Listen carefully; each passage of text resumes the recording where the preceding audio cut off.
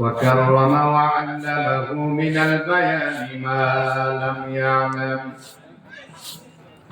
فسبحان الذي لا يحصى امتنانه باللسان ولا بالقلم. ونشهد أن لا إله إلا الله وحده لا شريك له. وأشهد أن محمدا عبده ورسوله الذي أرسله بالحق بشيرا ونذيرا وداعيا إلى الله بإذنه وسراجا منيرا. فقد قال الله تبارك وتعالى في كلامه المجيد وفي فرقانه الحميد. جبان سر تلاوت کرن أعوذ بالله من الشيطان الرجيم. بسم الله الرحمن الرحيم. إياك نعبد وإياك نستعين. وقال النبي صلى الله عليه وسلم أول ما يحاسب به العبد يوم القيامة الصلاة أو كما قال عليه الصلاة والسلام. وقال تعالى في شأن حبيبه آمرا ومخبرا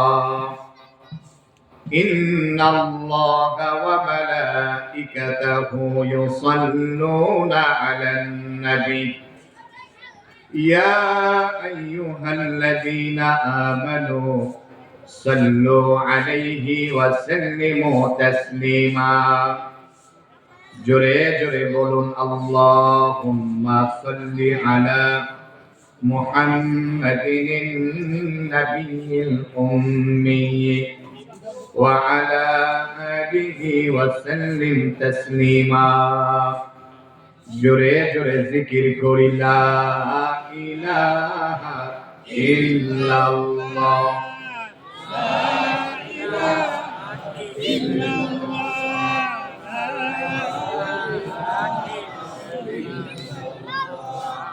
لا إله إلا الله لا إله إلا الله لا إله إلا الله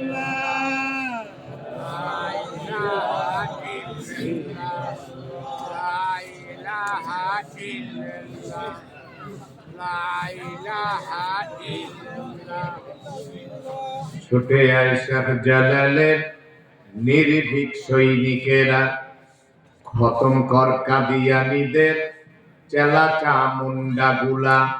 ছুটে আয় শাহ জালালের নির্ভীক সৈনিকেরা খতম কর আবু জাহেলের চেলা চামুন্ডা গুলা। অলিদের এই ভূমিতে বিপ্লবেরই মশাল জ্বালা। অলিদের এই ভূমিতে বিপ্লবেরই মশাল জ্বালা।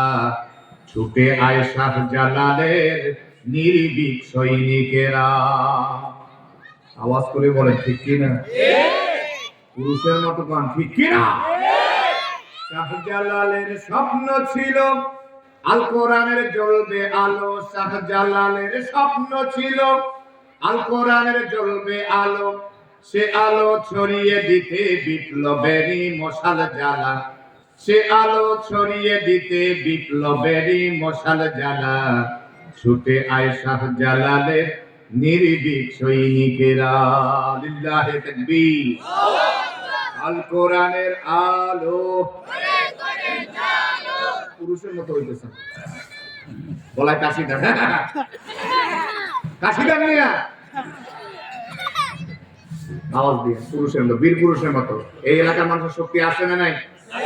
আপনাদের ইমানে নূর আছে না নাই? আজকে বুঝাই দিতে হবে, পারবেন না ইনশাআল্লাহ? বলেন লিল্লাহি তাকবীর, আল্লাহু আকবার। আল কোরআনের আলো ঘরে ঘরে আলো, আল হাদিসের আলো ঘরে ঘরে আলো। ওয়াজ মাহফিল যেখানে আমরা আছি সেখানে, গান বাজনা যেখানে আমরা নাই সেখানে, দোকানপাট যেখানে আমরা নাই সেখানে, লিল্লাহি তাকবীর, আল্লাহু আকবার। ছয়বাড়িয়া সাউতুল হেরা মাদ্রাসা কর্তৃক আয়োজিত আজকের বাৎসরিক ওয়াজ মাহফিলের সম্মানিত সুযোগ্য মুহতারাম সভাপতি জনাব মোহাম্মদ আব্দুল খালেক সাহেব, সঞ্চালনায় জনাব মোহাম্মদ ইশতিয়াক আহমেদ ফারুক, আল্লাহ তাআলা উভয়ের নেক হায়াত দারাজ করেন, বেশি বেশি মসজিদ মাদ্রাসার খেদমত করার তৌফিক দান করুন। আমার পূর্বে আলোচনা করে মুগ্ধ করেছেন, অনেক উলামায়ে কেরাম আলোচনা করেছেন। হাফেজ মাওলানা মুফতি তফাজ্জল হোসাইন, হাফেজ মাওলানা মুফতি মোহাম্মদ আবুল খায়ের সাহেব, মুফতি নাসিরউদ্দিন সাহেব দামাত বারাকাতুহু সহ আল্লাহ প্রত্যেককে বেশি বেশি ইসলামের খেদমত করার তৌফিক দান করুন। আমিন। আর একটু জোরে করুন না আমিন। আমিন।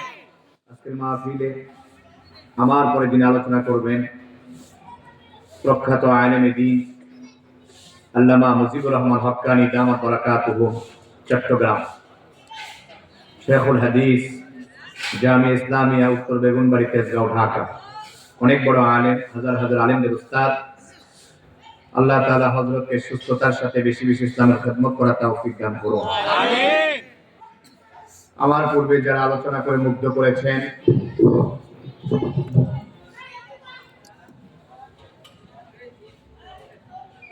অনেকেই আলোচনা করেছেন, আল্লাহ আমার প্রিয় ভাইদেরকেও ইসলামের বেশি বেশি খেদমত করার তৌফিক দান করুন। আমিন। আজকের এই বরকতময় মাহফিলে বিভিন্ন দিক থেকে আগত জাতির শ্রেষ্ঠ সন্তান আইলে রাসূল হযরত উলামায়ে কেরাম, যুবক তরুণ ভাইয়েরা, মুরব্বী বাবারা, পর্দার আড়াল থেকে যারা কথা শুনছেন, আমার সম্মানিত শিক্ষিতা মা বোনেরা, আজকের এই মাহফিলে আমরা আসতে পেরে বসতে পেরে খুশি না বেজা? খুশি। আমার দিকে দেখো, কোনো দিকে তাকান যাবে না।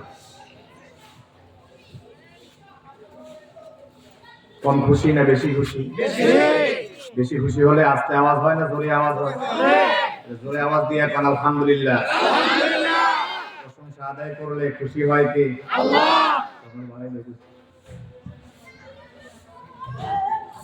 এই যে স্কুলের ভিতরে যে বাবারা আছো, ছোট্ট বাবারা, সবাই তাড়াতাড়ি করে ভিতরে চলে আসো। হীরার টুকরা সন্তানেরা, জোরে নাই, দৌড়া যাবে না, এই ছেলে এদিকে এদিকে, ওইদিকে না, এদিকে এদিকে, মাহফিলের দিকে, ওইদিকে না। তোমার ভালো মায়ের সন্তান, মাশাআল্লাহ, তোমার ভালো মায়ের সন্তান, তোমাদের আব্বা আম্মা খুব ভালো মানুষ, ভিতরে ঢোকো, ওইদিকে যাওয়া যাবে না, এইদিকে মাহফিলের দিকে, মাশাআল্লাহ। আসো ভিতরে ঢোকো, ভিতরে ঢোকো, এইদিকে এইদিকে, ছেলে এদিকে, মাহফিলের দিকে, সোজা এদিকে আসবে। তোমরা বাইরে থাকা যাবে না, বাইরে থাকলে চেঁচামেচি করবা। হ্যাঁ, এগুলো সবগুলো এইদিকে আসো, বাইরে থাকা যাবে না। ছোট বাবা, আজকে তোমাদের এলাকার মাহফিল তোমাদের জন্য, তোমরা আমাদের আগামী ভবিষ্যৎ, ঠিক না? বসে যাও, সোজা হয়ে থাকো, সোজা হয়ে বসো। মাসলা চলে সোজা, বাঁদরের মতো জ্ঞান দেওয়া যাবে না, সোজা থাকো, সোজা। মাহফিলের আশেপাশে কোনো আওয়াজ করবা না, কোনো হাঁটাহাঁটি করা যাবে না, টোটাল বন্ধ। আদরের সাথে বলা হইতেছে, মায়ের উপরে ওষুধ নাই, কথা একটা আছে, কথা কয় না কেন? এই জন্য ওস্তাদরা যদি খালি আদরেই দিত তাহলে ছাত্ররা মানুষ হইতো না, বাবা মায় যদি আদরেই দিত তাহলে বাচ্চা কাচ্চাও মানুষ হইতো না। এই জন্য আদরের সাথে সুশাসন দরকার আছে না নাই? নিজের সন্তানকে যদি আপনি সুশাসন না করেন, আপনার সন্তান কয়েকদিন পর আপনার জবাই করবে, কথা কয় না? যেহেতু কোরআনের মাহফিল দামি জায়গা, এই জন্য কোরআনের মাহফিলের আশেপাশে ভালো মানুষ কখনো চিল্লাচিল্লি করে না।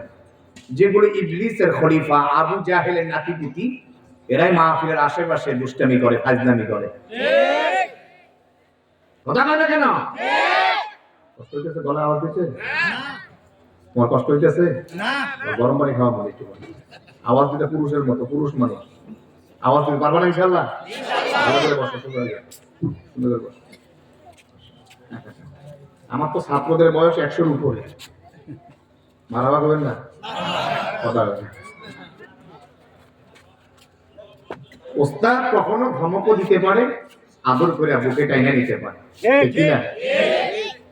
যে ছাত্ররা আদব বলা হয়, নেককার হয়, ওস্তাদকে মানে, এই ছাত্ররা জামানা ডাক্তার, মাস্টার, জজ, ব্যারিস্টার হয়।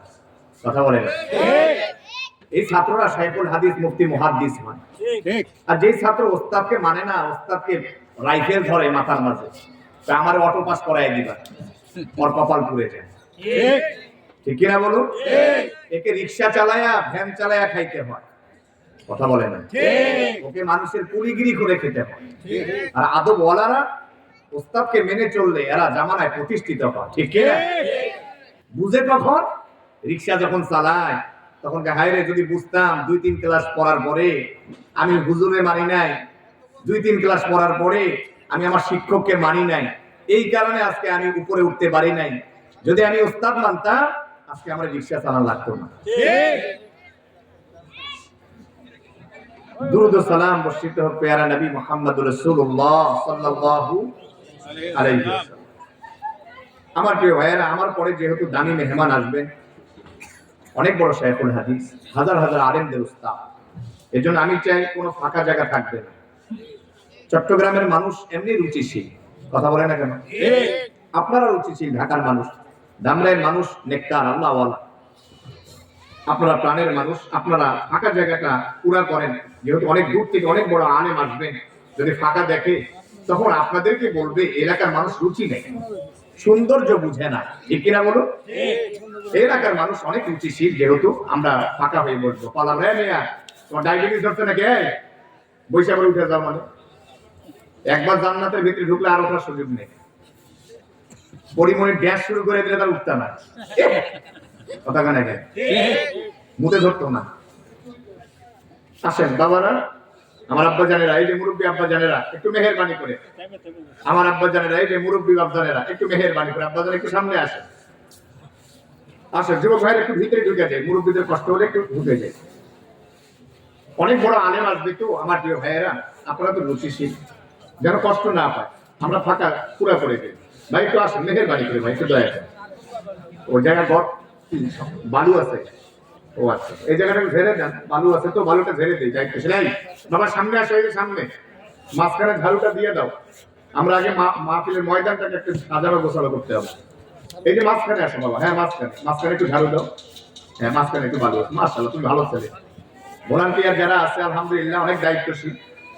আমি ভলান্টিয়ারদেরকে বলবো, যুবক তরুণ তোমরা বাহিরে যারা আছো, যারা রাস্তাঘাটে আছে, আদর করে সুন্দর করে মাহফিলের ভিতরে ঢুকিয়ে দিবে। মাশাআল্লাহ। জি, ফাঁকা জায়গাটা এবার পুরা করে নি। পিছনে ভাইয়ের একটু সামনে আসি, বাবার একটু এদিকে আসো, বাবারা মাঝখানে ঢুকে যাও, পুরা মাঝখানে ঢুকে যাও, হ্যাঁ মাঝখানে ঢুকে যাও বাবারা, ছোট বাচ্চারা ঢুকে যাও মাঝখানে। মাশাআল্লাহ, ঠিক আছে, তাড়াতাড়ি নাও, জোরে মারো, ঠিক আছে। যে একটু সামনের দিকে আসে, সামনে ভাই, ফাঁকা জায়গা পুরা করতে হবে, মেহমান এসে কষ্ট পাবে তা না হলে। জি পুরা করেন, যে জায়গা থেকে উঠছেন ওই জায়গা কিয়ামতের সাক্ষী দিবে ভাই, লাভ আছে, লাভ আছে, জমিন কিয়ামতের সাক্ষী দিবে। মাশাআল্লাহ, বসো, এই ছোট্ট বাবা লাউলি করো না, বসো, সোজায় বসো, সোজায় বসো। মাশাআল্লাহ, সাজানো পরিবেশ হয়ে গেছে। সম্মানিত হাজিরিন, যেহেতু কোরআনের মাহফিল, এটা ইবাদতের জায়গা। কিসের জায়গা বলুন জোরে? ইবাদতের জায়গা।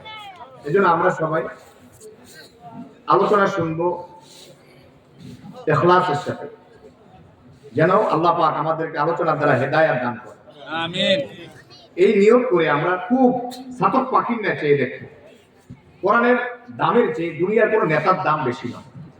এই যে যারা রাস্তাঘাটে হাঁটাহাঁটি করবে, এদিক ওদিক ওদিকে যাবে, আপনি তার দিকে তাকাবেন, এটা অমনোযোগী। ঠিক কিনা? অমনোযোগী দিয়ে আমরা আলোচনা শুনবো না, খুব মনোযোগের সাথে। খেলায় সময় নষ্ট করা যাবে না, সময় চলে যাইতেছে, ঠিক না? আমি আপনাদের খেদমতে কোরআন আল কারীমা সূরাতুল ফাতিহা 5 নম্বর আয়াতে কারিমা তেলাওয়াত করেছি। কত নাম্বার আয়াত ভাই জোরে বলুন? 5 নাম্বার। এর আলোকে কিছু কথা বলবো। আমা তাওফীক ইল্লা বিল্লাহ। এই যে এই ডান পাশে এখানে ভলান্টিয়ার লাগবে, এই ছেলেরা, এই যে এখানে বাচ্চাদেরকে সুন্দর করে, এই যে আমার এই দিক দিয়ে যে বাচ্চারা বলে দিয়েছে, ওদেরকে অবশ্যই সুন্দর করে মাহফিল ঢুকাইতে হবে, তা না হলে যার যার মায়ের কোলে তারে পাঠাইতে হবে। আদর করে সুন্দর করে নিয়ে আসো, যদি আদরে না হয় সুন্দর করে। হ্যাঁ ছেলে দৌড়াদৌড়ি করা যাবে না, হ্যাঁ একেবারে মাহফিলে বসে যেতে হবে, এখানে মেলা না। আর হাঁটাহাঁটি করে এদিকে যাওয়া যাবে না, এইদিকে আসতে হবে, ওদিকে যাওয়াই যাবে না, কোনো হাঁটার সুযোগই নেই। এইদিকে যে ঢুকবে ওইদিকে যাওয়া যাবে না, সোজা মাহফিল ঢুকতে হবে। মাশাআল্লাহ, তোমার ভালো মায়ের। আমি সূরা ফাতিহা থেকে 5 নম্বর আয়াত তেলাওয়াত করেছি। কত নাম্বার? আসুন আমরা আলোচনার দিকে যাই, আমার সাথে তেলাওয়াত করুন। আউযু বিল্লাহি মিনাশ শাইতানির রাজীম।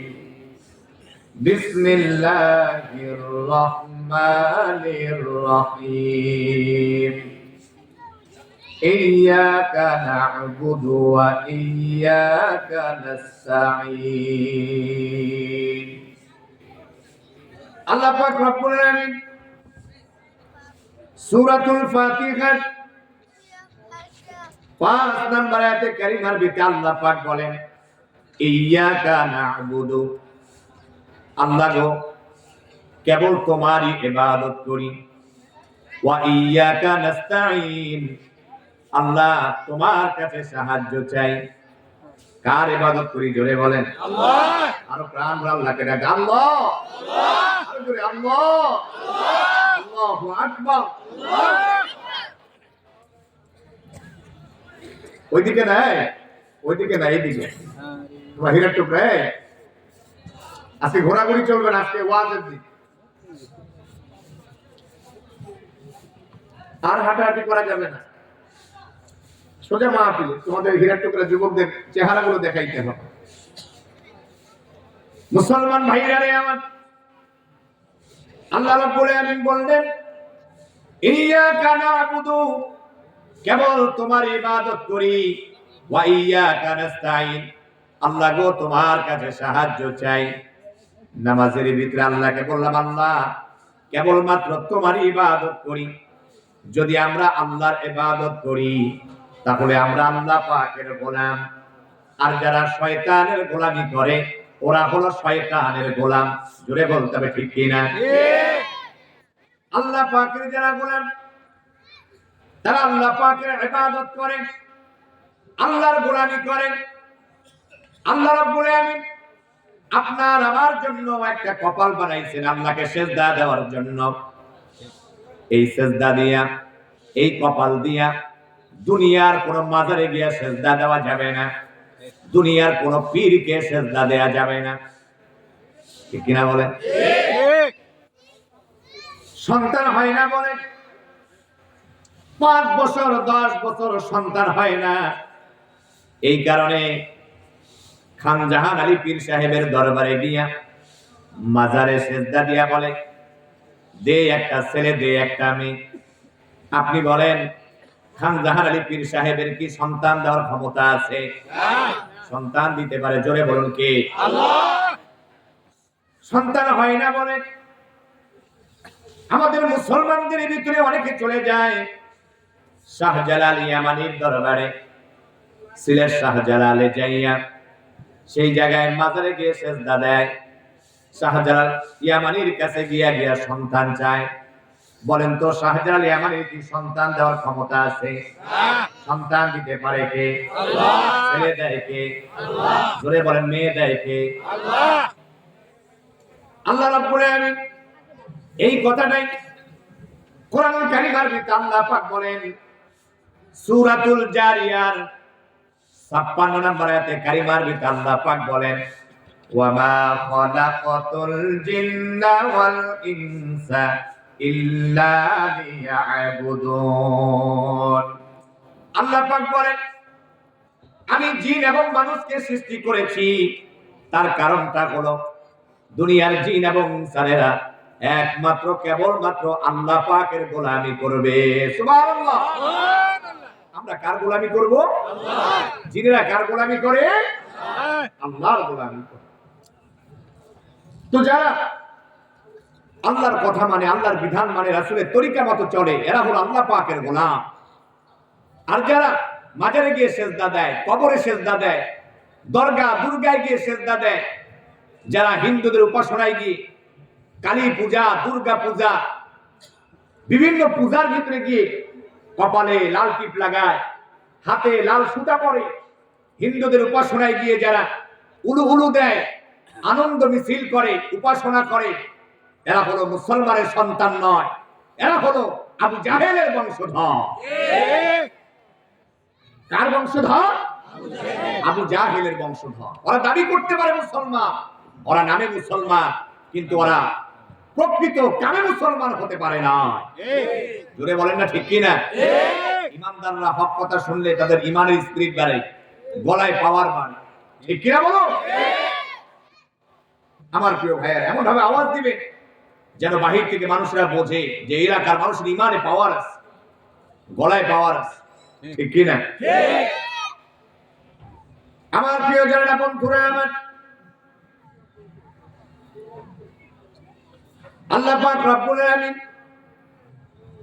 আপনাকে আমাকে আল্লাহ পাকের গোলামির জন্য বানিয়েছেন, আল্লাহর ইবাদত করার জন্য বানিয়েছেন।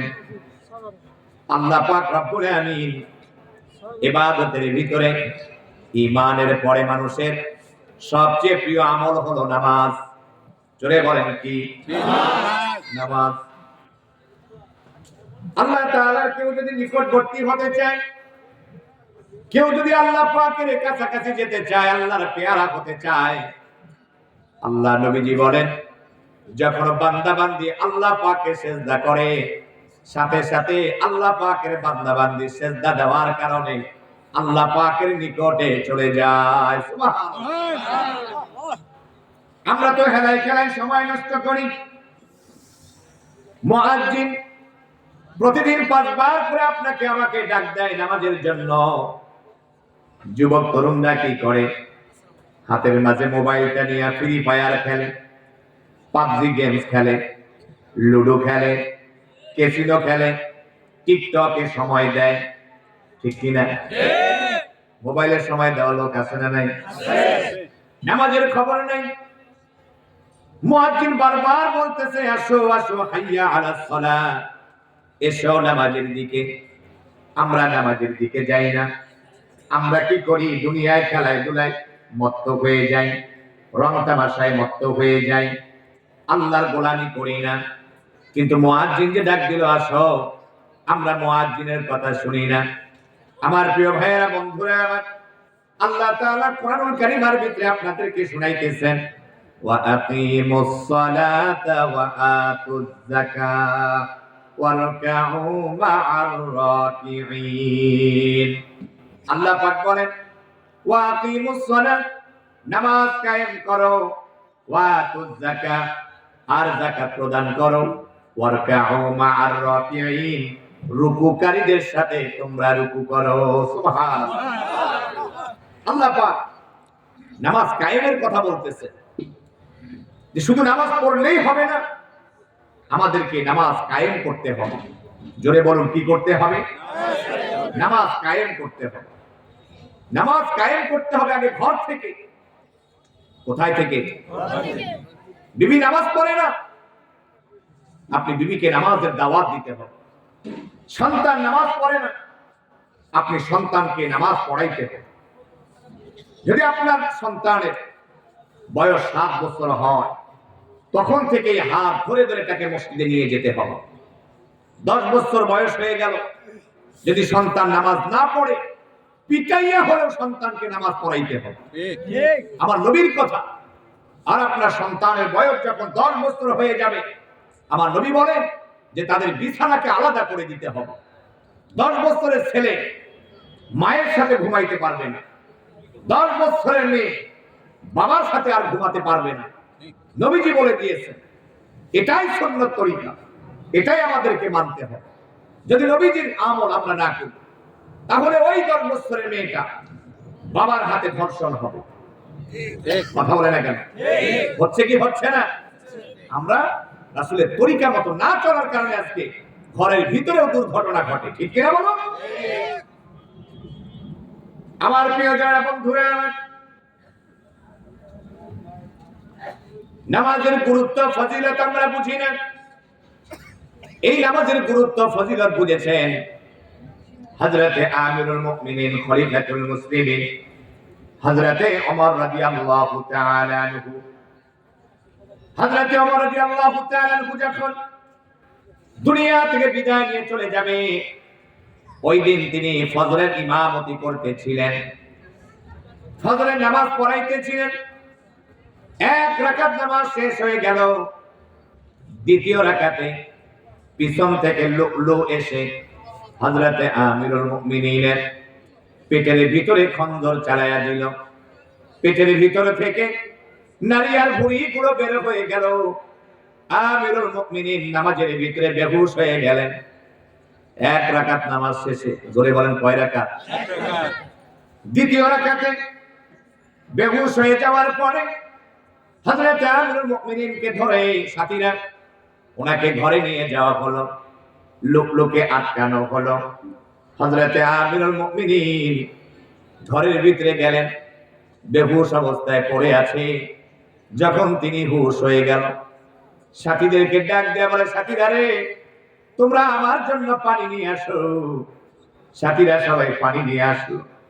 হযরতে আমিরুল মুমিনিন ওই পানি দিয়া ওযু বানালেন। সাথীদেরকে ডেকে বলেন, সাথীরা, তোমরা মনে করেছো আমি মনে হয় তোমাদেরকে পানি পান করার জন্য আনতে বলেছি। না না, আমি পানি পান করার জন্য আনতে বলি নাই। আমি পানি আনতে বলেছি ওযু বানানোর জন্য। এক রাকাত নামাজ শেষ হয়ে যাওয়ার পরে দ্বিতীয় রাকাত আমি নামাজ আদায় করতে পারি নাই। আমার তো মনে আছে বাকি রাকাত নামাজ শেষ করে আমি আমার আল্লাহ পাকের দিদারে চলে যাইতে চাই, এই কারণেই তো আমি পানি আনতে বলেছি। জোরে বলা যাবে কি সুবহানাল্লাহ? আল্লাহু আকবার। আমার ভাইয়েরা, বন্ধুরা আমার, নামাজের গুরুত্ব ফজিলত তো তারাই বুঝেছে।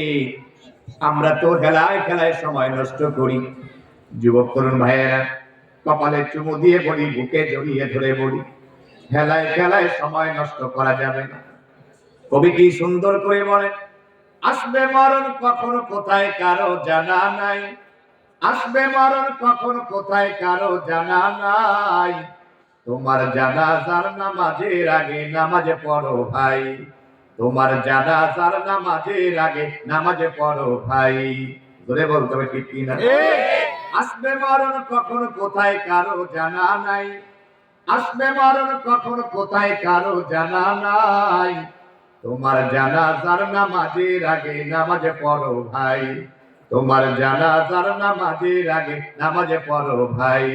জোরে বলতে হবে মারহাবা। মুসলমান ভাইরা আমার, নামাজের গুরুত্ব ফজিলত নিয়ে আল্লাহ পাকের নবীজি বলেন, বুখারী মুসলিমের হাদিস, হযরতে আবু হুরায়রা রাদিয়াল্লাহু তাআলা হাদিস কেনা বর্ণনা করেন। আল্লাহ পাকের নবীজি বলেন, কারো বাড়ির সামনে যদি একটা নদী থাকে, নহর থাকে, গোসল করার ব্যবস্থা থাকে, দৈনিক কোন বান্দা কোন বান্দি যদি 5 বার করে গোসল করে, তার শরীরে কি কোনো ময়লা থাকতে পারে? সাহাবায়ে কেরাম বলেন, লা ইয়া রাসূলুল্লাহ, ময়লা থাকতে পারে না। আল্লাহ নবীজি বলেন, দৈনিক কোন বান্দা কোন বান্দি যদি 5 ওয়াক্ত নামাজ আদায় করে, নামাজের বরকতে আল্লাহ পাক তার জীবনের সব অপরাধগুলো ক্ষমা করে দেয়। সুবহানাল্লাহ, সুবহানাল্লাহ। সুবহানাল্লাহ বলবেন, আপনাদের সুবহানাল্লাহ আওয়াজের মাইকে মিলে যায়। জোরে কর সুবহানাল্লাহ।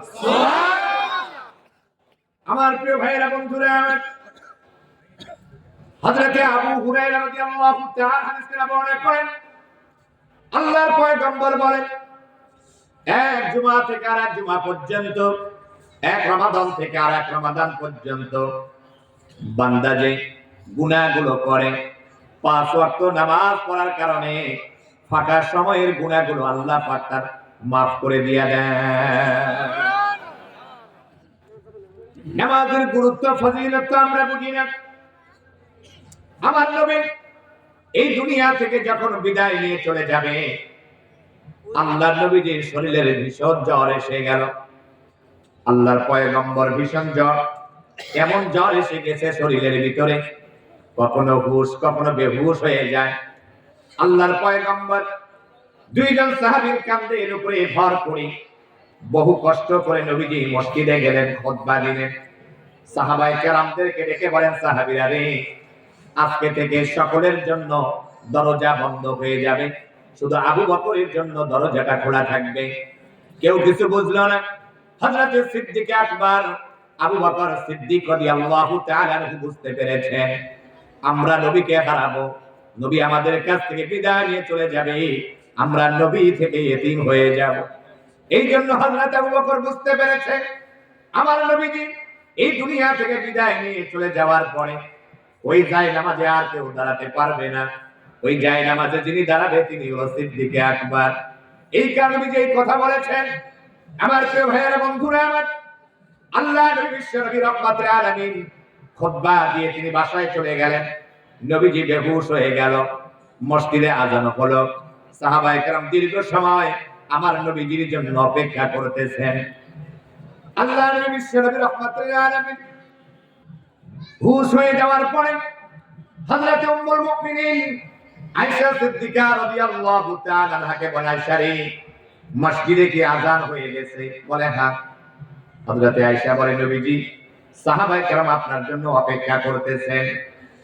আল্লাহর পয়গম্বর বলে, আয়েশা রে, মসজিদের দরজাটা একটু খুলে দাও আর আমার মাথাটা একটু উঁচু করে ধরো, আমি একটু নামাজের দৃশ্য দেখি। নবীজির মাথা উঁচু করে ধরা হলো। আল্লাহর পয়গম্বর হাত দিয়ে হযরত আবু বকর সিদ্দিক কে, আবু বকর, আমার আর যাওয়ার ক্ষমতা নেই, তুমি ইমামতিতে দাঁড়িয়ে যাও। হাতের ইশারা পেয়ে হযরত সিদ্দিক আকবর তিনি ইমামতিতে দাঁড়িয়ে গেলেন। সাহাবীরা নামাজ পড়তেছে। আল্লাহর নবীজি নামাজের দৃশ্য দেখে চোখ দিয়ে টপ টপ করে পানি ঝরতেছে। হযরত উম্মুল মুমিনিন আয়েশা সিদ্দিকা রাদিয়াল্লাহু তাআলা আনহা বলেন, নবীজি নামাজের দৃশ্য দেখে আপনার চোখে কেন পানি এলো? আল্লাহ নবীজি বলে, আয়েশা রে, এটা কোনো দুঃখের পানি নয়, এটা হলো তৃপ্তির পানি।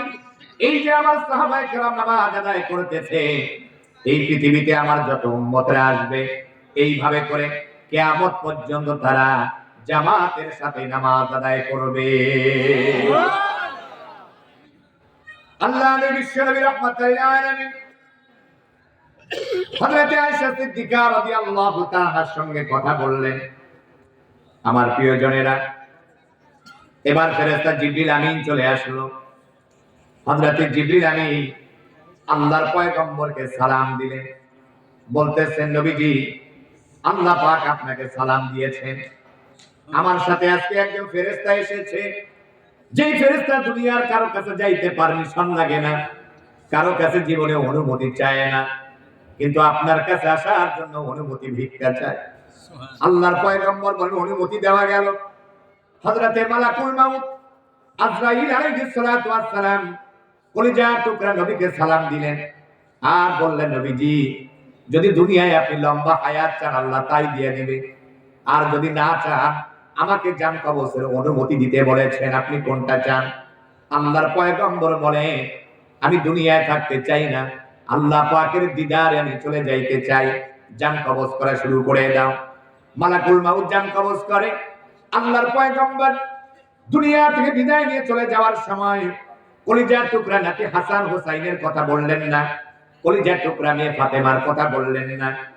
আল্লাহর পয়গম্বর মৃত্যুর শেষ সময় জামাইয়ের কথা বললেন না, আত্মীয় স্বজন কারো কথা বললেন না। আমার নবী দুনিয়া থেকে বিদায় নিয়ে চলে যায়, শুধু একটা কথা বলেন, আসসালাত আসসালাত আসসালাত ওয়া মা মালাকাত আইমানুকুম, নামাজ নামাজ, আমার উম্মতেরা তোমরা নামাজ ছেড়ে দিও না। সুবহানাল্লাহ, চিল্লায় কেন? সুবহানাল্লাহ। আল্লাহ নবী জীবনের শেষ সময় কারো কথা বলে, একটি কথাই শুধু বলেছে, নামাজ। কি বলছেন? নামাজ। বলুন, কি বলেছে? নামাজ। খেলায় খেলায় সময় নষ্ট করি, নামাজ পড়ি। ছোট বাবা যারা আসো এলাকায় মাইকের আওয়াজ দেয়। বেশি বেশি তোমরা তোমাদের ফ্রেন্ড সার্কেলদেরকে নামাজের দাওয়াত দিতে হবে, ঠিক কিনা বলো? যারা 10 বছর হয়ে গেছে তোমরা তোমাদের সাথী ভাইদেরকে নামাজের দাওয়াত দিবে। যারা স্কুলে পড়ো তোমরা তোমাদের সাথীদেরকে নামাজের দাওয়াত দিবে। যারা কলেজ ইউনিভার্সিটিতে পড়ো তোমরা তোমাদের সাথী ভাইদেরকে বন্ধুদেরকে দাওয়াত দিবে। তোমার দাওয়াতের কারণে তোমার বন্ধু যদি নামাজি হয়, নেককার হয়, তুমি কবরেও চলে গেলে এই সওয়াব আল্লাহ তোমার আমলনামায় পাঠিয়ে দেন। আমার প্রিয়জনের, নামাজের দাওয়াত বেশি বেশি দিতে হবে। এই ছয়বাড়িয়াতে আমার যুবক তরুণ যদি নামাজি হয়, নেককার হয়, আল্লাহওয়ালা হয়, তাদের মতো আল্লাহর ওলি এই ছয়বাড়িয়াতে আর একজন খুঁজে পাওয়া যাবে না, ঠিক কিনা বলুন? নামাজের বরকতে আল্লাহ সুবহানাহু ওয়া তাআলা এত নেককার বানায় দেন। মদ খাওয়ার অভ্যাস আছে, নামাজ পড়লে দেখবেন মদ খাওয়া ছেড়ে দিবে। চুরি করার অভ্যাস আছে, নামাজের বরকতে চুরির অভ্যাস ছেড়ে দিবে। জিনা করার অভ্যাস আছে, দেখবেন নামাজের বরকতে যুবকরা জিনা ছেড়ে দিবে। গুনাহ করার অভ্যাস আছে, নামাজের বরকতে দেখবেন যুবক তরুণরা গুনাহকে ছেড়ে দিবে। মা বাবাকে ভাত দেয় না, মাকে কষ্ট দেয়, বাবাকে কষ্ট দেয়, দেখবেন নামাজের বরকতে আল্লাহ পাক যুবক আর তরুণদেরকে এত নেককার বানায় দিবে, মা বাবার খেদমতকারী হয়ে যাবে, ঠিক কি না? আমার কলিজার টুকরা ভাইরা রে আমার, নামাজের গুরুত্ব ফজিলত আমাদেরকে বুঝতে হবে। ঈমানের পরে পরে যেহেতু নামাজ, আমি কিছু আপনাদেরকে নামাজ সম্পর্কে কথা বললাম। আজকে ওয়াদা করতে হবে যতদিন আল্লাহ আমাদেরকে হায়াত দেয় জীবনে কোনোদিন আর নামাজ ছেড়ে দেব না। এই ওয়াদা করতে পারি কি পারি না? কারা কারা পারি হাত আল্লাহকে দেখা। আল্লাহ তাআলা সবাইকে কবুল আর মঞ্জুর করে না। শুধু নামাজ পড়লেই হবে না, আজকে থেকে কম হলে প্রত্যেকদিন এক একজন ব্যক্তিকে নামাজের দাওয়াত দেবে। এটা পারবো তো ইনশাআল্লাহ? সবাই একজন করে ব্যক্তি হলে নামাজের দাওয়াত। আমার প্রাণের ভাইয়েরা,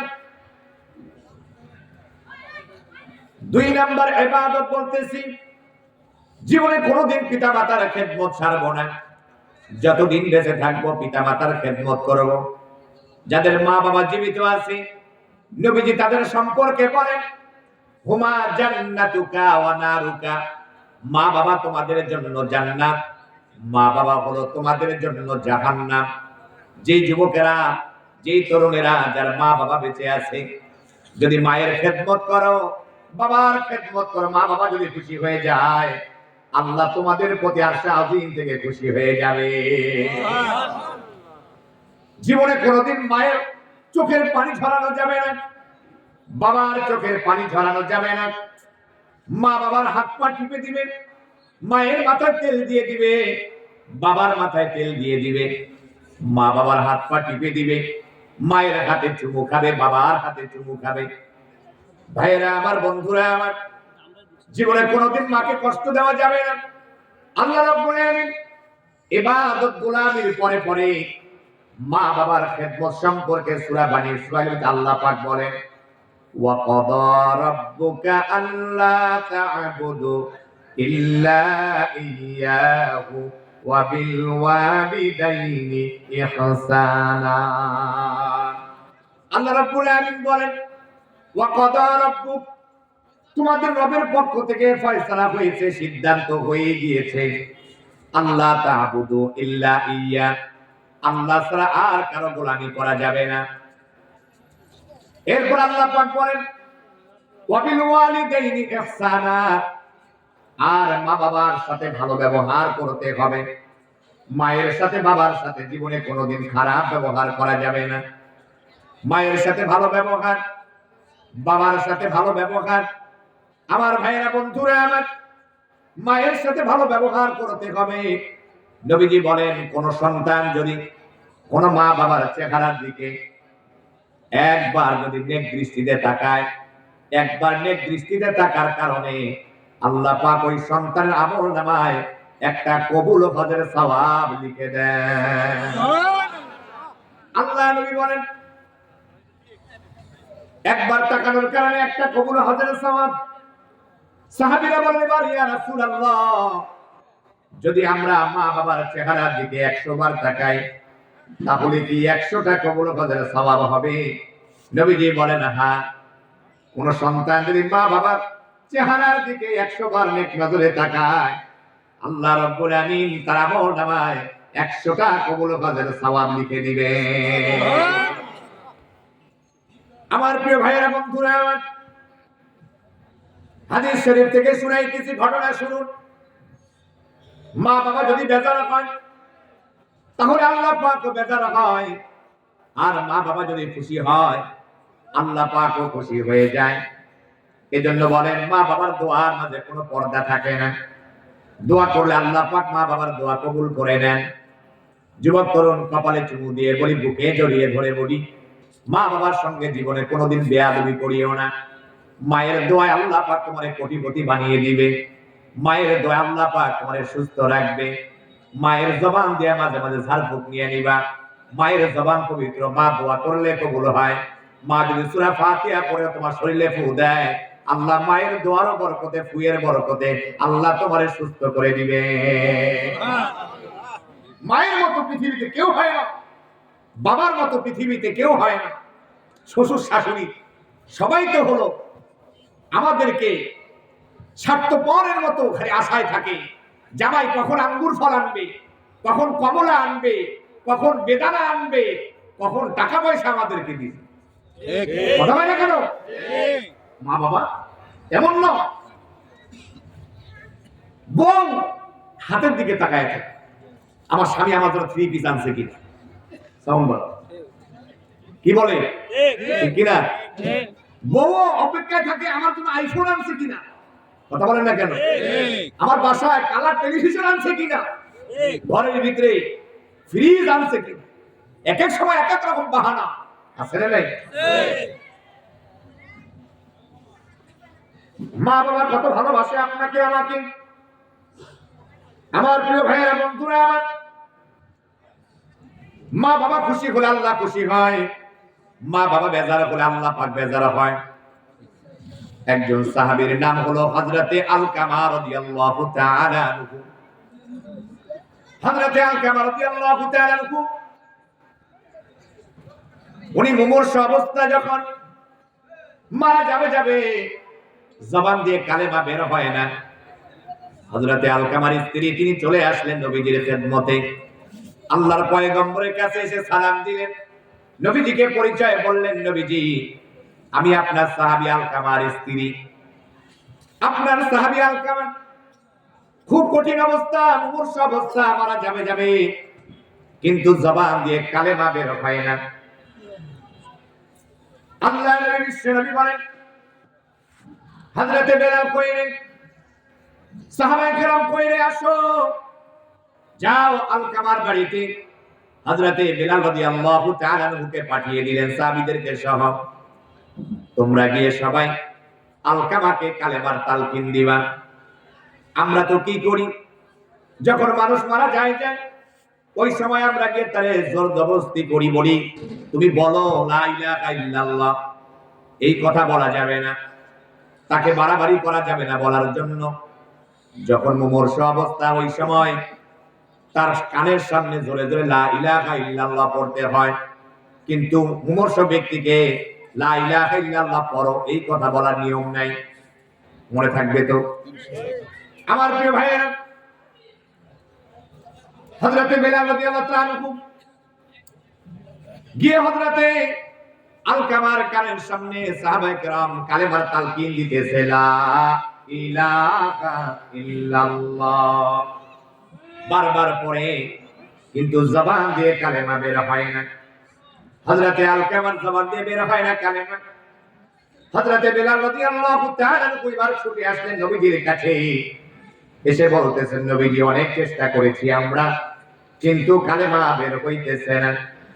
আল্লাহ নবীজি বলেন, বেলাল তুমি গিয়া দেখো তো আলকামার মা বাবা জীবিত আছে নাকি। হযরতে বেলাল রাদিয়াল্লাহু তাআলা আনহু গিয়ে দেখেন বাবা নাই, কিন্তু মা দুঃখিনী বেঁচে আছে। আল্লাহ নবী বলেন, বেলাল যদি মা বেঁচে থাকে তাহলে আমার সালাম দিবা, আমার সাথে দেখা করতে বলবা। যদি ওই মা দুঃখিনী আমার সঙ্গে দেখা করতে কষ্ট হয়, আমি নবীজি নিজেই ওই মায়ের কাছে চলে যাব। সুবহানাল্লাহ বলেন। ইসলাম দেখেন মেয়েদের কি দাম বাড়িয়ে দিয়েছে। নবীজি মেয়েদেরকে কি সম্মান করতো, ঠিক না ভাই? আমার প্রিয় জনেরা, হযরত বিলাল রাদিয়াল্লাহু তাআলা খোঁজাখুঁজি করে দেখে মা বেঁচে আছে। এবার ওই মাকে সালাম দিলেন, বললেন নবীজি আপনাকে সালাম দিয়েছে, দেখা করতে বলেছে। মা দুঃখিনী এবার চলে আসলো, আল্লাহর পয়গম্বরের কাছে এসে সালাম দিলেন। নবীজি প্রশ্ন করলেন, আলকামার মা, তুমি বলো তো তোমার ছেলেটা কেমন? বলে ভালো, নামাজ পড়ে, রোজা রাখে, নেকের কাজ করে। আল্লাহ নবীজি বলেন, আমি তোমাকে প্রশ্ন করতে চাইছিলাম যেটা, তোমার সন্তান, তুমি মায়ের খেদমত কেমন করে, তুমি তোমার সন্তানের আচরণে খুশি কিনা, আমি এটা জানতে চাই। চুপ মেরে গেল, চোখ দিয়ে টপ টপ করে পানি ঝরতেছে, ফোফায়া ফোফায়া মা দুঃখিনী কান্দে। ডেকে বলতেছেন, নবীজি আমার ছেলে আলকামা বউয়ের কথা বেশি শোনে, বউয়ের কথায় ওঠে, বউয়ের কথায় বসে, বউয়ের কথার কারণে আমাকে গালমন্দ করে, আমাকে কষ্ট দেয়, আমার সাথে রাগারাগি করে, আমার মনে কষ্ট দেয়, আমার চোখে পানি ঝরায়। আল্লাহ নবীজি বলেন, এইখানেই তো সমস্যা। আল্লাহ পাক এই কারণে তো আলকামার প্রতি বেজার। আচ্ছা মা শোনো, তুমি যদি তোমার সন্তানকে জাহান্নামের কঠিন আযাব থেকে বাঁচাইতে চাও, তাহলে তোমার সন্তানটাকে মাফ করে দিতে হবে। আর যদি এটা না করো, লাকড়ি জ্বালায়া আগুনের ভিতরে তোমার সন্তানকে জ্বালিয়ে পুড়িয়ে শেষ করে দেব। হযরতে আলকামার মা চোখের পানি ছেড়ে দিয়া ডাক দিয়ে বলেন, নবীজি মায়ের সামনে সন্তানকে যদি আগুন জ্বালায়া দুনিয়া থেকে শেষ করে দেন, কোন মা দুঃখিনী কি কখনো সহ্য করতে পারে? আমি মা সহ্য করতে পারবো না। অতএব আমি আমার আলকামাকে মাফ করে দিয়ে দিলাম। আল্লাহ নবীজি বলেন, যখনই আলকামার মা আলকামাকে মাফ করে দিয়েছে, সাথে সাথে আলকামার জবান থেকে বের হয়ে গিয়েছে লা ইলাহা ইল্লাল্লাহ, জোরে লা ইলাহা ইল্লাল্লাহ, লা ইলাহা ইল্লাল্লাহ, লা ইলাহা ইল্লাল্লাহ, লা ইলাহা ইল্লাল্লাহ, ইল্লাল্লাহ, লা ইলাহা ইল্লাল্লাহ। এজন্য তো কবি বলেন, মাঝে 10 মাস 10 দিন গর্ভে ধরিয়া করেছেন আমাদের ইনি, গায়ের চামড়া কাটিয়া দিলেও সেই দিন শোধ হবে না জানি মা, সেই দিন শোধ হবে না জানি।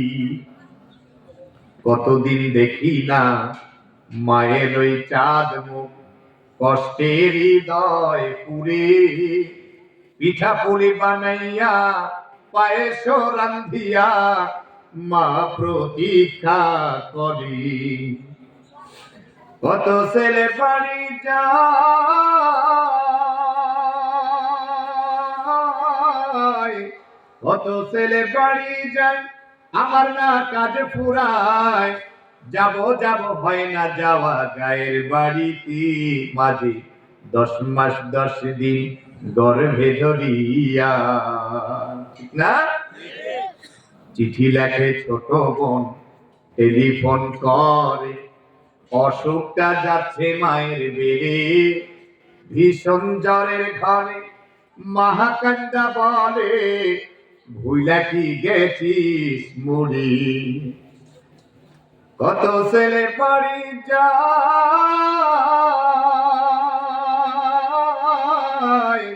কত ছেলে বাড়ি যায়, আমার না কাজ ফুরায়, যাব যাব হয় না যাওয়া গায়ের বাড়িতে। মাঝে 10 মাস 10 দিন গর্ভে ধরিয়া, হঠাৎ একদিন রাত দুপুরে একটা খবর এলো, সব কিছু আছে আগেরই মতন, মা হারিয়ে গেল, এখন আর পথ চাইয়া, এখন আর পথ চাইয়া থাকে না কেউ বসিয়া, তাই তো কষ্টের হৃদয় ঘুমরে মরি, মা দুঃখিনী মা। জোরে বলা যাবে কি মা বাবা? বসে থাকো, মা বাবা বলে না, মা বাবা বলে না।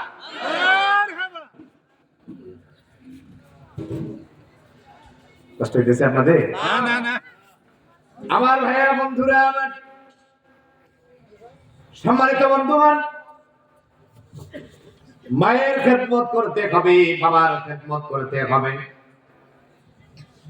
আমার প্রিয়জনেরা, একটি ঘটনা শুনলে বুঝতে পারবেন বর্তমান জামানায় যে মা বাবাকে ভালোবাসাওয়ালা বহু লোক আছে। একজন লেখক আছে যার নাম হলো আরিফ আজাদ। উনি একটি বই লিখেছেন, মা মা ও মা। এই বইটার ভিতরে একটা ঘটনা লিখেছেন তিনি। এই আরিফ আজাদ সাহেব লিখেছেন, দুইজন সন্তান ছিল, মাকে এত ভালোবেসেছে, মহাব্বত করেছে। বড় ভাইয়ের বাড়িতে নিয়ে গিয়ে মায়ের খেদমত করে, কিন্তু ছোট ভাই বারবার বড় ভাইয়ের কাছে গিয়ে রিকোয়েস্ট করে, বলে ভাইয়া মেহেরবানি করে তুমি আমাকে কিছুদিনের জন্য আমাকে মাকে দিয়ে দাও, আমি আমার বাসায় নিয়ে গিয়ে মায়ের খেদমত করতে চাই। আমার ভাইয়েরা, বন্ধুরা, আমার দুই ভাইয়ের ভিতরে মাকে পাওয়ার জন্য ব্যাকুল। বড় ভাই বলে, না, আমার মাকে আমি তোর বাসায় দিতে পারবো না, যদি আমার বাড়ি থেকে মাকে নিয়ে যাও আমার কাছে যেন মনে হবে আমার জান্নাতটাকে তুমি বাড়ি থেকে নিয়ে গেলা। সুবহানাল্লাহ বলবেন। খুব মনোযোগে উঠাউঠি করা যাবে না। সম্মানিত বন্ধুগণ, আমার দুই ভাইয়ের ভিতরে মাকে নেওয়ার জন্য, খেদমত করার জন্য পাগল। ছোট ভাই বড় ভাইকে বলতেছে, ভাইয়া দাও না কিছুদিনের জন্য, আমি আমার মায়ের খেদমত করে দোয়া নিতে চাই। বড় ভাই বলে, কখনো না, আমার এই জায়গায় মা দুঃখিনী থাকবে, আমি বেশি বেশি খেদমত করব। ছোট ভাই বলেন, না রে ভাই, দাও কিছুদিন, তুমি তো মায়ের খেদমত করে অনেক সওয়াব কামাই করেছো, কিছুদিনের জন্য আমার মা দুঃখিনীর একটু দিয়া দাও। দেয় না। এই কারণে ছোট ভাই বড় ভাইয়ের বিরুদ্ধে মামলা করেছে কোর্টে। বিচারক দুজনকে ডাকলো। বিচারকও বলতেছে, দাও না তোমার ভাইকে, তোমার মাকে। বলে, না, আমি দিতে পারবো না বিচারক, শেষবারের মতো বলো, দাও দাও। বলে, না। বিচারক তখন ছোট ভাইয়ের পক্ষে রায় দিয়ে দিলেন, তোমার বাড়িতে তোমার মাকে আর রাখতে পারবে না, যেহেতু দীর্ঘদিন তুমি খেদমত করেছো, ছোট ভাইকে সুযোগ দিতে হবে। ছোট ভাই এবার মা দুঃখিনীকে নিয়ে যায়, ছোট ভাইয়ের বাসায় মায়ের খেদমত করবি। বড় ভাই হাউমাউ করে চিল্লায় চিল্লায় কান্দে আর বলি, এতদিন আমার বাড়িতে জান্নাতটা ছিল, আজকে আমার বাড়ি থেকে জান্নাতটা যেন আমার ছোট ভাই বের করে নিয়ে গেল। সুবহানাল্লাহ। আজকে চারটা সন্তান মায়ের খেদমত করতে চায় না। সন্তান অনেক বড় অফিসার, অনেক বড় ডাক্তার, মাস্টার, মা বাবা বহু কষ্ট করে লেখাপড়া করাইছে। ডাইনি বউ বাসায় আসছে, মাকে মায়ের বিরুদ্ধে অনেক অভিযোগ করে, আছে না নাই? মায়ের বিরুদ্ধে, বাবার বিরুদ্ধে উল্টা পাল্টা কান পড়া ছেলেকে দেয়। তোমার মাকে বাড়িতে রাখতে পারবে না, বাবাকে বাড়িতে রাখতে পারবে না। বাংলাদেশে এখন অনেক বৃদ্ধাশ্রম হয়েছে, মা বাবার বৃদ্ধাশ্রমে পাঠাইয়া দাও। অনেক বউয়ের কারণে দেখা যায় অনেক সন্তানরা মা দুঃখিনী বাবার বৃদ্ধাশ্রমে রেখে আসে। ঠিক না? আমার ভাইয়েরা, জীবনে আমরা বহু বৃদ্ধাশ্রমে গিয়েছি। সেই জায়গায় গিয়ে ওরা হাফেজে কোরআনের মা বাবাকে আমি পাই নাই, ওরা আলেমের মা বাবাকে পাই নাই। যারা দুনিয়া জাগতিক শিক্ষায় শিক্ষিত, আমরা যখন কম্বল নিয়ে যাই, প্রাণ নিয়ে যাই, বিভিন্ন কিছু আমরা হাদিয়া দেই, গিফট দেই মা দুঃখিনী বাবাদেরকে, চোখের পানি ঝরাইয়া কান্দি আর বলে, হুজুর আমার ছেলেরে আমি ডাক্তার বানাইছি, মাস্টার বানাইছি, অনেক পড়ালেখা করাইছি, আমার ছেলে আমার কষ্ট দিয়া দিয়া বউয়ের কথা শুনে আজকে আমাকে এখানে পাঠাইছে। ফোফায়া ফোফায়া কান্দে। যদি জানতাম, বুঝতে পারতাম দুনিয়া আজকে অনেক পড়ালেখা করানোর কারণে আমাকে বৃদ্ধাশ্রমে রেখে ফেলবে, তাহলে জীবনে কোনোদিন আমি আমার সন্তানদের এত বেশি পড়ালেখা না করাইয়া আপনাদের মতো বক্তা বানাইতাম, আলেম বানাইতাম। তাহলে আলেম ওলামা মা বাবার খেদমত করে, ঠিক কিনা বলেন? সম্মানিত বন্ধুগণ আমার, জীবনে আর কোনোদিন মা বাবাকে আমরা যারা কষ্ট দিয়েছি, আজকের আলোচনা শোনার পরে আমরা আর জীবনে কোনোদিন কষ্ট দেব না মা বাবাকে। 2 নাম্বার নসিহত আপনাদের জন্য, জীবনে কোনোদিন মায়ের চোখে পানি ঝরাবো না, বাবার চোখে পানি ঝরাবো না, মাকে জীবনে রাগ করেও কথা বলবো না। কারা কারা তৈরি আছে? আল্লাহ পাক সবাইকে তৌফিক দান করেন। আমিন। সম্মানিত বন্ধুগণ আমার আলোচনার বিষয় আপনারা মনে রাখেন, ইয়্যাকা না'বুদু ওয়া ইয়্যাকা নাস্তাঈন। নামাজের ভিতরে আমরা আল্লাহকে বলি, আল্লাহ কেবল তোমারই ইবাদত করি, তোমার কাছে সাহায্য চাই। আমরা কার কাছে সাহায্য চাই? আল্লাহর কাছে। বিপদে পড়লে কার কাছে সাহায্য চাবো? অভাবে পড়লে কার কাছে সাহায্য চাবো? অসুস্থ থাকলে কার কাছে সুস্থতা চাবো? আল্লাহ ছাড়া কেউ কি আপনাকে সুস্থ করতে পারবে? কোন ডাক্তারের ক্ষমতা আছে? কোন কবিরাজের ক্ষমতা আছে? কারো ক্ষমতা নাই। একমাত্র ক্ষমতার জোরে বলেন মালিককে। এজন্য তো আল্লাহ পাক আপনাকে আমাকে, আল্লাহ রাব্বুল আলামিন রবকে চিনাইতেছেন। কোরআনুল কারীম সূরা হামিম সিজদার 30 নম্বর আয়াত আল্লাহ পাক বলেন, ইন্নাল্লাযীনা ক্বালু রাব্বুনাল্লাহ, নিশ্চয়ই যারা বলে আমাদের রব, জোরে বলেন কে? আল্লাহ। সুম্মা ইসতাকামু তাতানাজ্জালু আলাইহিমুল মালায়েকা, আল্লাহ পাক বলেন সুম্মা ইসতাকামু, যারা ইস্তেকামত থাকে, ঈমানের পথে অবিচল অটল থাকে, আল্লাহ তাখাফু, তাদের কোনো ভয় নাই, ওয়ালা তাহজানু, তাদের কোনো চিন্তা নাই, ওয়া আবশিরু বিল জান্নাতিল্লাতী কুনতুম তুআদুন, এবং আল্লাহ পাকের ফেরেশতারা এসে তাদেরকে জান্নাতের শুভ সংবাদ শুনাইতে থাকে। সুবহানাল্লাহ। জান্নাতে আমরা যেতে চাই কি চাই না? আমরা চাই জাহান্নামে যাব। দুহাত তুলে দিন তো।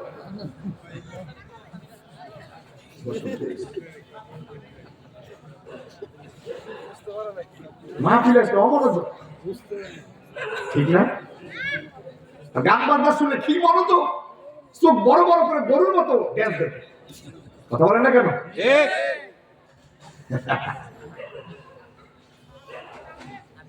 হুশ হয়ে সজাগ থেকে আলোচনা শুনতে হবে।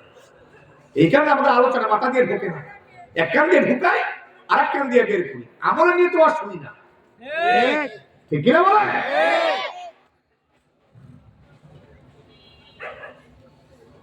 আমার ভাইয়েরা, বন্ধুরা,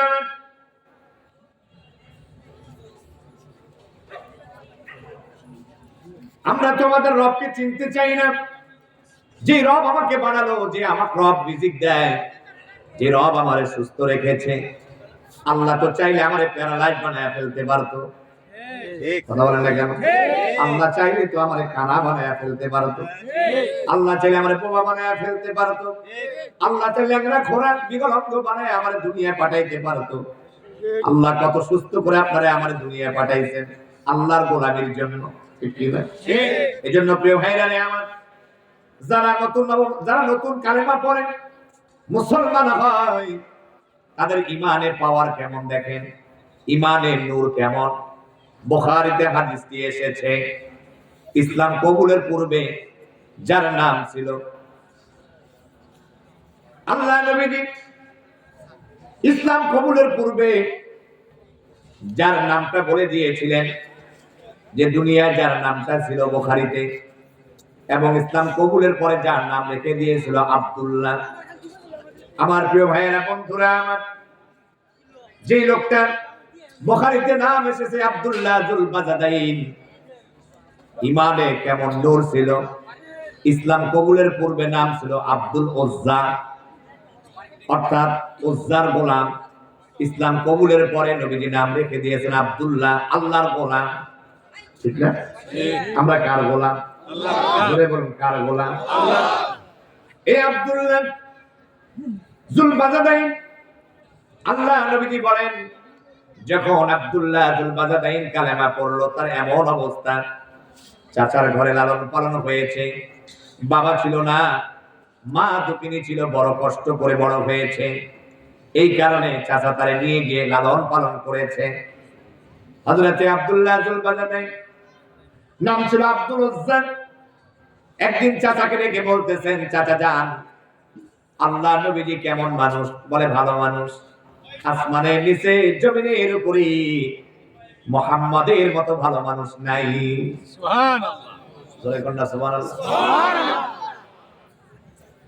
তাহলে আপনি কালেমা পড়বেন কিনা, মুসলমান হবেন কিনা? অনেকেই তো কালেমা পড়তেছেন, বলে না কখনো না কালেমা পড়বো না, মুসলমান হবো না। আল্লাহ নবীজি সম্পর্কে এবার বলতেছেন, আমার তো মনে বড় চায় আশা ছিল আপনি কালেমা পড়বেন, মুসলমান হবেন, আপনার দেখা দেখে আমিও কালেমা পড়বো, মুসলমান হব। যেহেতু চাচা আপনি ঘোষণা দিয়েছেন কালেমা পড়বেন না, আপনাকে সামনে রেখে আমি তাওহীদের কালেমা পড়তেছি, লা ইলাহা ইল্লাল্লাহু মুহাম্মাদুর রাসূলুল্লাহ সাল্লাল্লাহু আলাইহি ওয়াসাল্লাম। বলতেছে আব্দুল উজ্জার পরিণাম কি হতে পারে তুমি কি জানো? বলে কি হবে? তোমাকে আমি দুম্বা দিয়েছি, উট দিয়েছি, বাড়ি ঘর দিয়েছি, জায়গা জমিন দিয়েছি, সবকিছু আমাকে ফিরিয়ে দাও। ইমানের কারণে আব্দুল উজ্জা সব ফিরিয়ে দিলেন। ডাক দেয়া বলে আব্দুল উজ্জারে, আব্দুল উজ্জা এবার হেঁটে হেঁটে চলে যাইতেছেন সব ফিরাইয়া দিয়ে। চাচা ডাক দেয়া বলে আব্দুল উজ্জা কোথায় যাও? বাড়িতে। তোমার শরীরে যে জামা কাপড় আছে, এই জামা কাপড় গুলো তো আমার টাকায় কেনা, এই জামা কাপড় গুলো খুলে দিতে হবে। ইমানের কারণে আব্দুল উজ্জা সব খুলে দিয়া উলঙ্গ হয়ে গেল। এই উলঙ্গ অবস্থায় তিনি দৌড়ে বাড়িতে চলে গেল পাগলের মতো। দরজায় গিয়ে আওয়াজ করে, মা দুঃখিনী দরজা খুললেন। যুবক সন্তানের উলঙ্গ অবস্থায় দেখে দুখানা হাত এবার চোখ চেপে ধরে, বুড়ি কি হয়েছে তোমার? কি কারণে তোমার এই পরিণতি? বলে মা, ঈমান আনার কারণে চাচা আমারে কিছুই আনতে দেয় নাই। চাচা তো সবকিছু নিয়েছে, আবার পরনে যে কাপড় ছিল এটা আনতে আমার দেয় নাই। পরনের কাপড় খুলতে রাখতে বলেছে, পরনের কাপড় আমি খুলে দিয়েছি ঈমানের কারণে। মা বলে, বাবারে কি চাও আমার কাছে? বলে, বাবা ঘরের ভিতরে যদি কিছু থাকে আমারে দাও। মা বলে, একটু দাঁড়াও। সিরা কম্বল ছিল, কম্বলটা মা দুকে নিয়ে আব্দুল উজ্জার হাতে দিয়া দিলেন। আব্দুল উজ্জা দুই টুকরা করে, এক টুকরা লুঙ্গির মতো প্যাচ দিয়া আর এক টুকরা চাদরের মতো গায়ে দিয়া নবীজির খেদমতে চলে গেলেন। সবার পিছনে বসে বসে আল্লাহ নবীজির দুরানির চেহারা খানার দিকে তাকাইয়া আব্দুল উজ্জা নবীজির কথাগুলো শুনতেছিলেন। আল্লাহ নবীজি বারবার দৃষ্টি আব্দুল উজ্জার দিকে যায়, দেখে মাথার চুলগুলো খুশকো ক্ষুধার্ত চেহারাটা বড়ই মলিন। ডাক দেয়া বলে, তুমি কে? বলে, আমার নাম আব্দুল উজ্জা। কেন তোমার গায়ে সিরা কম্বল, তোমার পরনে সিরা কম্বল? বলে, হুজুর ঈমান আনার কারণে সব কিছু আমি ফেলে রেখে এসে চলে আসছি। মায়ের কাছ থেকে কম্বল ছিনে নিয়ে আসছি আপনার কাছে। কোনো আমার অপরাধ নাই, শুধু আমি কালেমা পড়েছি, ঈমান এনেছি, এই কারণে আমাকে কিছুই দেয় নাই। সব কিছু থেকে চাচা আমারে বঞ্চিত করেছি। আল্লাহ নবীজি ডেকে বলেন, আব্দুল উজ্জা রে, আজকে থেকে তোমার নাম আব্দুল উজ্জা নয়, আজকে থেকে তোমার নাম হলো আব্দুল্লাহ। ধরে বলা যায় সুবহানাল্লাহ। কি সুন্দর নাম আমার প্রিয় ভাইয়েরা।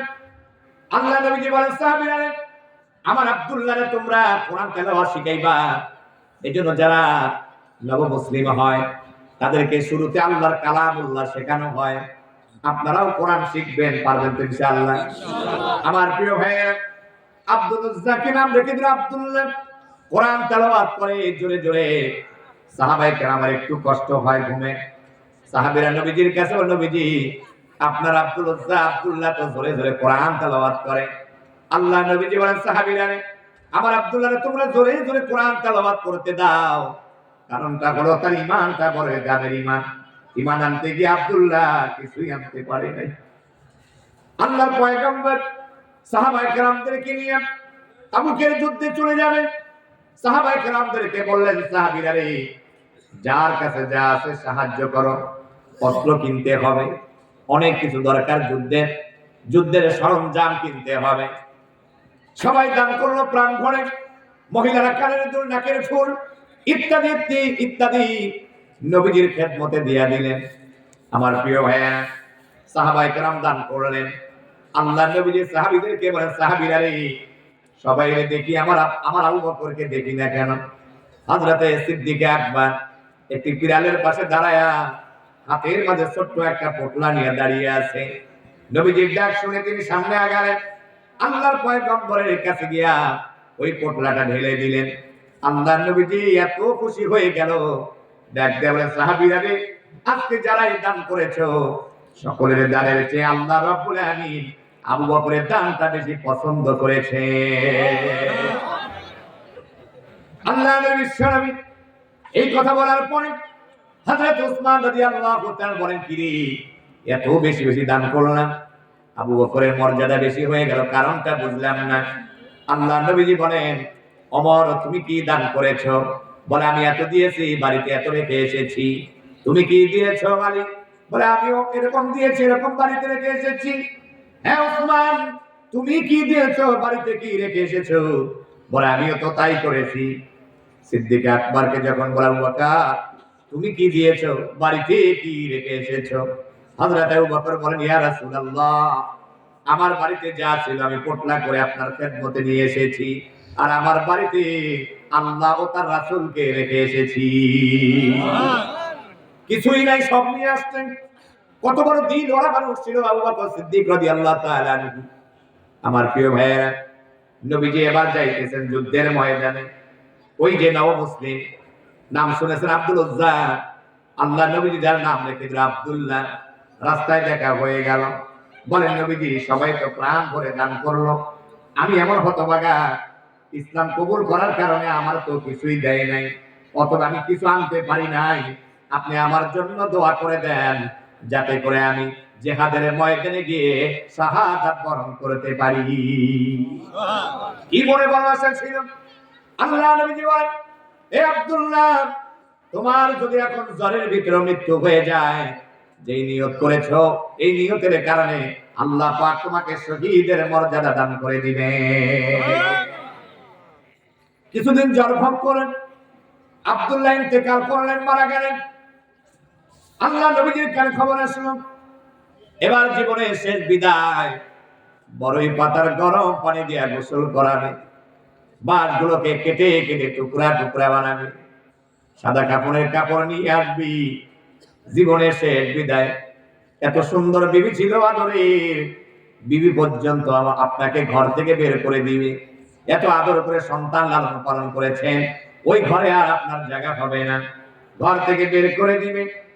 মশারির ভিতরে ঢুকে সুন্দর করে আপনাকে গরম পানি দিয়ে গোসল করায়া, এবার আপনাকে সুন্দর করে সাদা পোশাকটা পরাইয়া দিয়া, দুই দিকে মোড়া দিয়া খাটলির মধ্যে শোয়া দিয়া জীবনের শেষ বিদায় জানাজায় নিয়ে যাবে।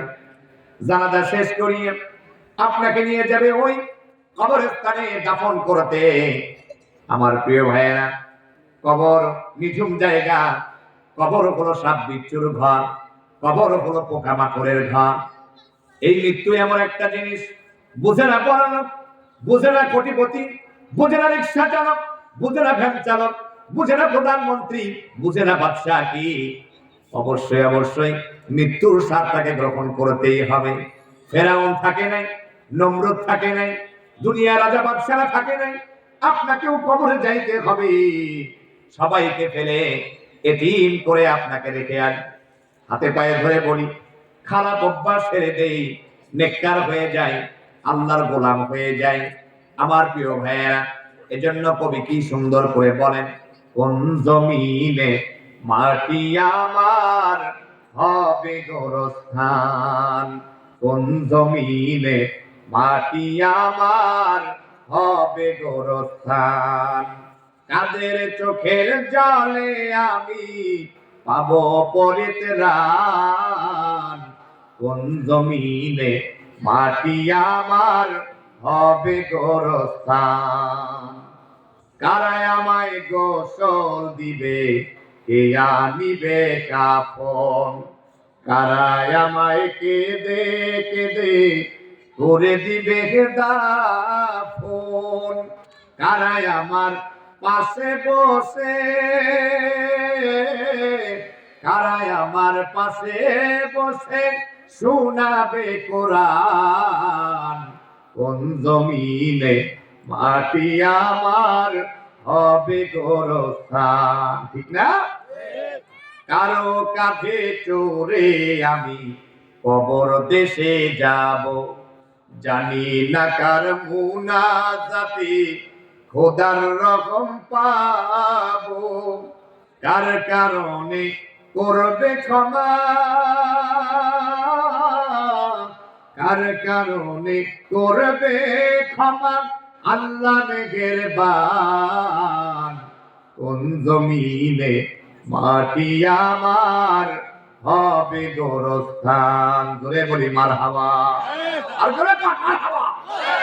আমার ভাই হযরত আব্দুল্লাহকে জীবনের শেষ বিদায় দিতেছেন। কি সুন্দর করে দুইজন মানুষ বহন করে নিয়ে আসতেছে। টিম টিম করে আলো দিয়ে একজন দাঁড়িয়ে আছে। আহারে, আরো একজন ব্যক্তি কবরে নেমে গেল। প্রিয় ভাইয়েরা, আদর করে লাশটাকে এবার দাফন করে দেওয়া হলো। চতুর্দিকে মাটি চাপা দেওয়া হলো। সাহাবীরা কান্দে, আরে কত খুশনসিব আব্দুল্লাহর লাশটা, কত খুশনসিব। আল্লাহ নবীজি নিজে সুন্দর করে জানাজা করিয়ে দিল। আমার নবীজি নিজে কবরে শোয়া দিল। কত আদর করে আল্লাহ নবীজি, আল্লাহ গো, আমি আব্দুল্লাহর প্রতি রাজি খুশি, আপনি আমার আব্দুল্লাহর প্রতি রাজি খুশি হয়ে যান। নবীজি রহমের দোয়া করলো, কবরের আযাবের মুক্তির দোয়া করলো। আমার প্রিয় ভাইয়েরা, আপনাকেও তো কবরে যাইতে হবে। এই দুনিয়ায় চাকচিক্যময় কত সুন্দর বালাখানা, কত সুন্দর চারতলা পাঁচতলা বিল্ডিং, কত সুন্দর বিবি সন্তান, মা বাবা সবাইকে ফেলে রেখে কবরে যাইতে হবে। কিন্তু নাজাতের ওসিলার জন্য আমার প্রিয় ভাইয়েরা, দুনিয়ায় কিছু আমল করা আমাদের দরকার আছে না নাই? আমি আপনাদের জন্য প্রাণ ভরে দোয়া করব, আল্লাহ পাক আপনাদেরকে মক্কা মদিনায় যাওয়ার তৌফিক দান করে দিবে। মুসাফির দোয়া করবে আমার প্রিয় ভাইয়েরা। মুজিবুর রহমান সাহেব হক্কানি, শাইখুল হাদিস, অনেক বড় আলেম, হাজার হাজার যার ছাত্র, হযরত দোয়া করবে আপনাদের জন্য প্রাণটা ভরে।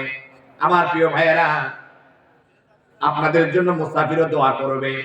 আপনারা এই সাহেববাড়িয়া সৌতুলেঘরা মাদ্রাসায় সারাটা জীবন এই মাদ্রাসার সাথে থাকবেন, পাশে থাকবেন, মহাব্বত করবেন, সহযোগিতা করবেন।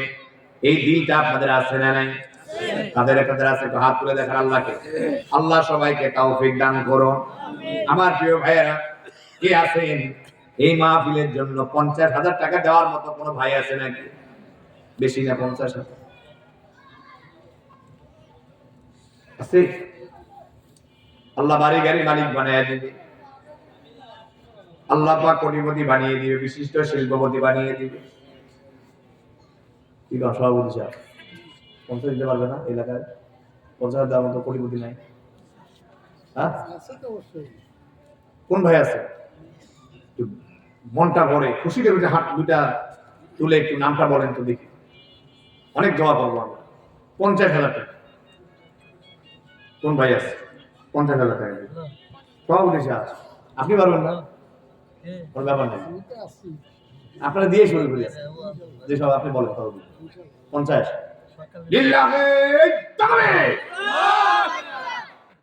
50,000 টাকা জোরে তাকবীর দেওয়া লাগবে। মারহাবা। আল্লাহ তাআলা সভাপতি সাহেবের নেক হায়াত দারাজ করেন। আল্লাহ ওনার আব্বা আম্মাকে মাফ করে দেন। আল্লাহ বাড়ি গাড়ি মালিক বানান। আল্লাহ ওনার সন্তানদেরকে আল্লাহ বিশিষ্ট শিল্পপতি কোটিপতি বানায়া দেন। রব্বুল আলামিন আল্লাহ সন্তানদেরকে বাবার খেদমতকারী বানান। রব্বুল আলামিন বারবার পরিবারের সবাইকে নিয়ে মক্কা মদিনায় যাওয়ার তৌফিক দান করুন। জোরে বলা যাবে কি আমিন? আমিন। সভাপতি সাহেব, সহ সভাপতি সাহেব নাই কই? আমাদের সহ সভাপতি সাহেব একটু মাহফিলে আসেন, একটু আপনাকে দরকার। এখন আসেন, আসবে সহসভাপতি সাহেব, আপনি যেখানে থাকেন না কেন মেহেরবানি করে তাড়াতাড়ি করে চলে আসেন। আপনি সহসভাপতি বলে কথা কথা বলে কে? সেক্রেটারি সাহেব না, কি সুন্দর হীরা টুকরা আছে। ভালো সভাপতি 50,000 দিচ্ছে, তার মানে কি টক্কর দিতে মুরব্বী লেগেছে, আপনি দোয়ার মানুষের কথা আর ওই ব্যাপার না, দেখা যাবে একটু উনি বলাই কথা নয়। 20,000 দিবেন সবাই আপনারা বলেছে চেহারা মতো আল্লাহ, হ্যাঁ আল্লাহ দোয়া করবে, হুজুরে দোয়া করবে, আমি দোয়া করবো, দুই হুজুরে দোয়া করবো, দেন আল্লাহ বসে 10,000 বাড়াইছে, মারহাবা মারহাবা। আল্লাহ তাআলা এর নাম কি? ইস্তাক ভাই নাম আছে আমার খুব পরিজন, আল্লাহ দিল দরদি মানুষ ইস্তিয়াক আহমেদ ফারুক ভাই, আল্লাহ আমার ভাইয়ের দানকে কবুল করেন। আল্লাহ বারবার মক্কা মদিনায় যাওয়ার তৌফিক দান করুন। আল্লাহ কোটি কোটি টাকার মালিক বানান, বাড়ি গাড়ি মালিক বানান। আল্লাহ ওনার আব্বা আম্মাকে মাফ করেন, বেঁচে থাকলে নেক হায়াত দারাজ করেন। আল্লাহ ওনাদের সবগুলো ভাইকে আল্লাহ আপনি